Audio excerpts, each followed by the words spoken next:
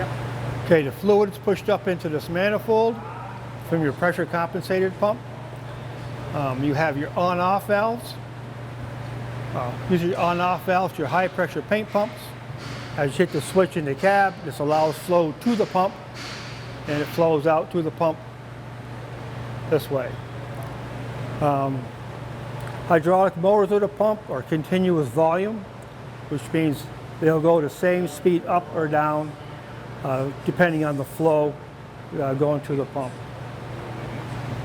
You have a manual gauge right here. You can see where your pressure is set at. There's also a pressure transducer on the bottom, which creates electronic signal to the cab, to the digital displays in the cab. On the back side, we have a proportional control valve. What that does is electric over hydraulic valve. As you turn your rheostats in the control console, it adjusts the pilot flow to the reduced pressure reducing valve that creates various pressures as desired with the gauge. We have another valve here. It's a bypass valve to aid in the start of the auxiliary engine. You bypass hydraulic fluid right back to tank so you don't build up pressure as you're trying to start your engine.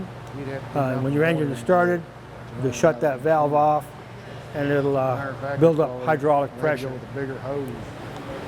On the back side, you have an on-off valve for your paint agitators.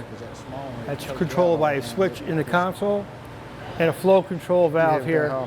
As you open and close that, you can adjust the speed of your paint agitators in your tank. The agitators are plumbed in series, so when one goes, they all go, and they all go the same speed. We don't recommend going any more than 1 revolution per second because there are nylon bushings in those agitators. If you overspin them for too long, you build up heat and possibly melt those nylon bushings, and then they'll seize up on you. One of these hoses goes to the back of the truck, to your steering sectors.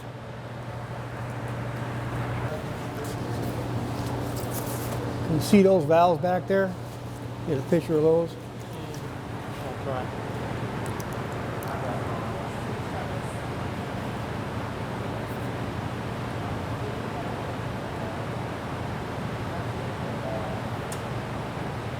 Go ahead and explain it and I'll see if I can.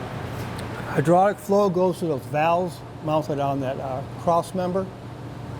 Those are for your easy carriage control. Fluid goes there, and as you spin your spinners up by your operator station, there's a proportional control valve on those that allows flow to the cylinders to adjust the speed of your cart.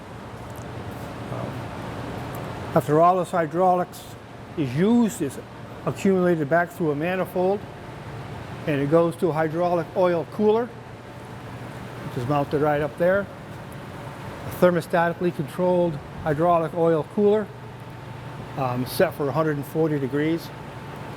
So when you first start up, it might not be running, and that's okay. It won't start until you hit 140 degrees. At 140 degrees, it'll turn on. And if you shut the truck down, the oil hasn't cooled down enough yet, it will keep on running until the oil hits below 140 degrees. And from there, it goes through a return filter and back to tank. And that's it for your hydraulics. Any questions?